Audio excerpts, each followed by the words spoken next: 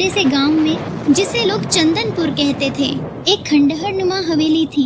इसे भूतिया हवेली के नाम से जाना जाता था।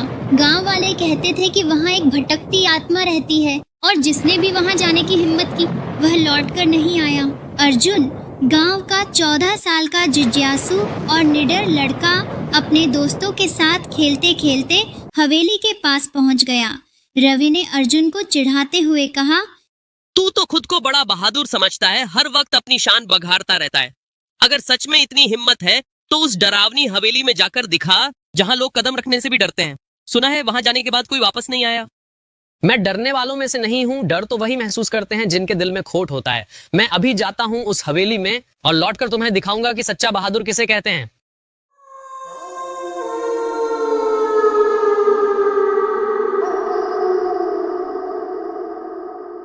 अर्जुन ने जैसे ही हवेली के अंदर कदम रखा, उसे ठंडी हवा का झोंका महसूस हुआ। चारों तरफ सन्नाटा था। दीवारों पर लगे पुराने जाले और धूल भरी फर्श देखकर लगता था कि यहाँ बरसों से कोई नहीं आया। अचानक एक झटके से दरवाजा बंद हो गया। अर्जुन घबराया, लेकिन खुद से बोला, डर मत अर्जुन, ये सिर्फ हवा होगी जो खिड़कियों और दरवाजों से टकराकर आवाजें कर रही है। ऐसी पुरानी हवेलियों में ये आम बात है। अगर तेरे दिल में सच्ची हिम्मत है तो इन आवाजों से डरने की कोई जरूरत नहीं। याद रख, असली डर हमारे दिमाग में होता है, बाहर नहीं।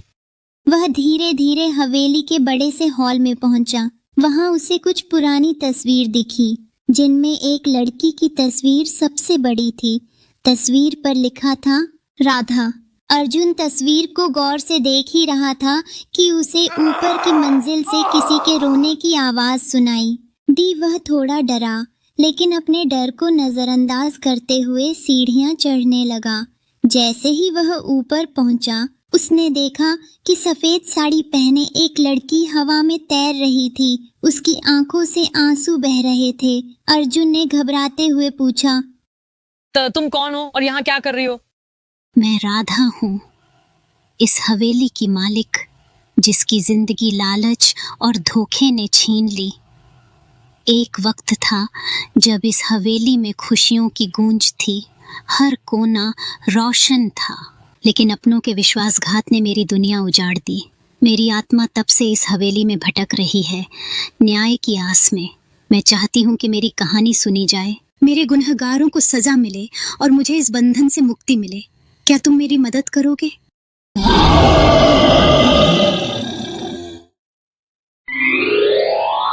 तुम्हें शांति कैसे मिलेगी? मैं तुम्हारी मदद कर सकता हूँ, बस बताओ मुझे क्या करना है। सालों पहले मेरे अपने सगे भाई ने मुझे धोखा दिया। उसकी लालची निगाहें मेरी संपत्ति पर थीं और उसने इसे पाने के लिए अपनी बहन के रिश्ते का भी खून कर दिया। उसने बड़ी चालाकी से मुझे मार डाला और मेरी लाश को तहखाने में छिपा दिया ताकि उसका अपराध कभी उजागर न हो। तब से मेरी आत्मा इस हवेली में न्याय की आस में भटक रही है। मेरी मुक्ति तभी संभव है जब मेरे साथ हुए इस क्रूर अन्याय का सच दुनिया के सामने आए और मेरे गुनहगार को उसकी सजा मिले। मैं वादा करता हूँ कि तुम्हारे साथ हुए हर अन्याय का पर्दाफाश करूंगा। तुम्हारा सच सबके सामने लाऊंगा, चाहे इसके लिए मुझे कितनी ही मुश्किलों का सामना क्यों न करना पड़े। तुम बस मेरा साथ देना और मुझे सही राह दिखाना। अर्जुन राधा की आत्मा से वादा करने के बाद हवेली के तहखाने की ओर बढ़ता है। हर कदम पर उसे अजीब अजीब आवाजें और डरावनी परछाइयों का सामना करना पड़ता है, लेकिन उसने मन में ठान लिया था कि वह पीछे नहीं हटेगा। तहखाने का दरवाजा पुराना और जंग लगा हुआ था। जैसे ही अर्जुन ने दरवाजा खोला, एक ठंडी हवा का झोंका आया और माहौल और भी खौफनाक हो गया। अंदर का दृश्य बेहद डरावना था। जमीन पर जाले, दीवारों पर अजीब निशान और कोने में एक पुराना संदूक। अर्जुन ने अपने डर को काबू में रखते हुए उस संदूक की ओर कदम बढ़ाए, लेकिन जैसे ही उसने संदूक को छूने की कोशिश की, उसे लगा कि कोई अदृश्य शक्ति उसे रोकने की कोशिश कर रही है। अर्जुन ने हिम्मत नहीं हारी और संदूक को खोलने में जुट गया। आखिरकार भारी मशक्कत के बाद संदूक खुला और उसमें से पुराने कागजात और एक खूनी खंजर निकला।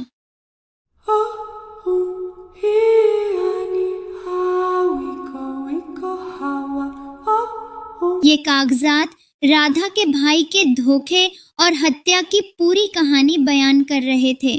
अर्जुन ने उन सबूतों को लेकर हवेली से बाहर जाने का फैसला किया, लेकिन हवेली उसे आसानी से जाने देने के लिए तैयार नहीं थी। दरवाजे अपने आप बंद हो रहे थे और अजीब घटनाएं उसे डराने की कोशिश कर रही थीं। लेकिन अर्जुन ने साहस के साथ हर बाधा पार की और हवेली से बाहर निकलने में कामयाब रहा।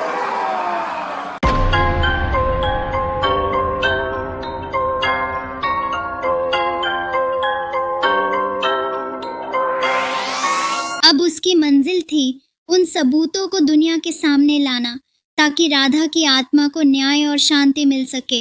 हवेली से बाहर निकलने के बाद अर्जुन सीधे पुलिस स्टेशन पहुंचा और तहखाने से मिले कागजात और खंजर को पुलिस इंस्पेक्टर के सामने रखते हुए बोला, यह सबूत हैं उस अन्याय के जो राधा के साथ हुआ था। ये कागजात उसके भाई की साजिश को साबित करेंगे और यह खंजर उसकी हत्या का गवाह है। अब इसे दुनिया के सामने लाना होगा। ये सबूत काफी मजबूत लगते हैं। अगर यह दस्तावेज और खंजर की फोरेंसिक जांच सही निकली तो राधा के भाई का गुनाह साबित करने में कोई दिक्कत नहीं होगी। हम तुरंत कार्रवाई शुरू करते हैं। तुमने बहुत हिम्मत का काम किया है अर्जुन। तुम्हारी मदद के बिना इस केस का सच कभी सामने नहीं आ पाता। यह सिर्फ एक केस नहीं था, बल्कि एक आत्मा को न्याय दिलाने की बात थी। तुम्हारी बहादुरी काबिले तारीफ है। अब गुनहगार को उसकी सजा जरूर मिलेगी। जब पुलिस ने राधा के भाई को गिरफ्तार कर लिया और उससे पूछताछ शुरू की तो वह पहले तो चुप रहा, लेकिन सबूतों के दबाव और पुलिस की सख्ती के आगे टूट गया। हाँ, मैंने ही राधा को मारा। मुझे उसकी संपत्ति चाहिए थी, लेकिन वो मुझे देने को तैयार नहीं थी। मैंने गुस्से और लालच में आकर उसे खत्म कर दिया। मैंने उसकी लाश को तहखाने में छिपा दिया ताकि कोई सच्चाई न जान सके। लेकिन मुझे क्या पता था कि मेरा पाप एक दिन इस तरह सामने आएगा। अर्जुन, तुम्हारी बहादुरी और सच के प्रति तुम्हारी निष्ठा की वजह से यह गुनहगार आज हमारे सामने सिर झुका रहा है। तुमने राधा को जो न्याय दिलाया है वह मिसाल बनेगा। ये मेरी जिम्मेदारी थी। सच को सामने लाना और न्याय दिलाना मेरे लिए सबसे बड़ा धर्म है।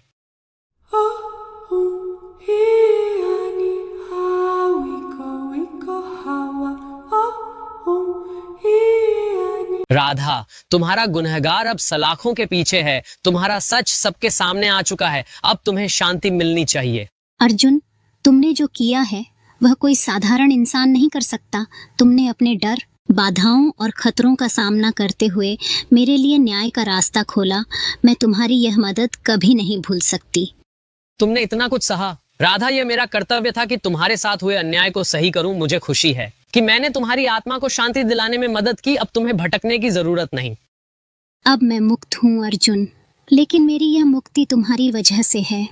तुमने न केवल मेरे गुनहगार को सजा दिलाई, बल्कि मुझे इस हवेली के अंधेरे बंधन से आजाद किया।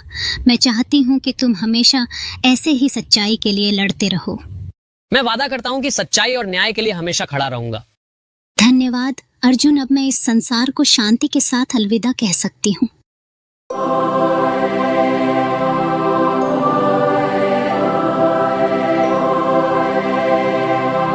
अरे यार, तू सही सलामत वापस कैसे आ गया? हमने तो सुना था कि वहां से कोई लौट कर नहीं आता। डर सिर्फ दिमाग में होता है यार। मैं न केवल उस हवेली में गया, बल्कि वहां की सच्चाई भी सामने लाई। राधा की आत्मा सच में भटक रही थी और मुझे उसकी मदद करनी थी। राधा की आत्मा? मतलब वो कहानियां सच थी? वहां सच में भूत था? हाँ, राधा की आत्मा सच में थी, लेकिन वो किसी को डराने के लिए नहीं, बल्कि न्याय पाने के लिए वहां रुकी हुई थी। उसके अपने भाई ने लालच में आकर उसकी हत्या कर दी थी। मैंने तहखाने में छिपे सबूत ढूंढकर पुलिस को सौंप दिए। अब उसका गुनहगार जेल में है। और तूने ये सब अकेले किया? यार, तुझ में तो सच में बहुत हिम्मत है। मैं तो तेरी जगह होता तो पहले कदम पर ही भाग खड़ा होता। हिम्मत वही दिखाता है जो सच्चाई के साथ खड़ा होता है। मैंने बस वही किया जो सही था। अब राधा की आत्मा को शांति मिल गई है और हवेली का डर खत्म हो गया है। भाई, आज से तुझे हमारा हीरो मान लिया, लेकिन अगली बार अगर ऐसा कोई चक्कर हो तो हमें साथ मत ले जाना। हम दूर से तेरा हौसला बढ़ा देंगे।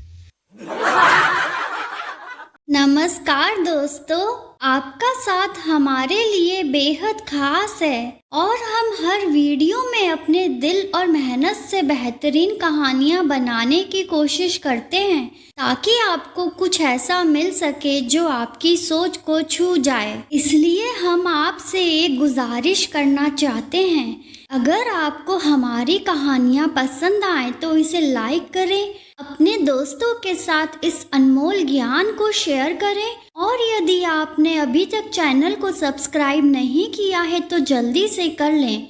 सब्सक्राइब करने के साथ ही बेल आइकन को भी दबाएं ताकि आपको हमारे नए वीडियो की नोटिफिकेशन सबसे पहले मिले। तो इंतज़ार किस बात का है, अभी सब्सक्राइब करें और हमारे साथ इस सफ़र का हिस्सा बने। आप सभी के इतने प्यार और समर्थन के लिए दिल से शुक्रिया। मिलते हैं अगली वीडियो में। इसी तरह की रोचक और मनोरंजक कहानियाँ देखने के लिए हमारे चैनल को सब्सक्राइब करें और बेल आइकन का बटन भी दबा दें ताकि आपको आने वाले हर कहानी की नोटिफिकेशन सबसे पहले मिल सके।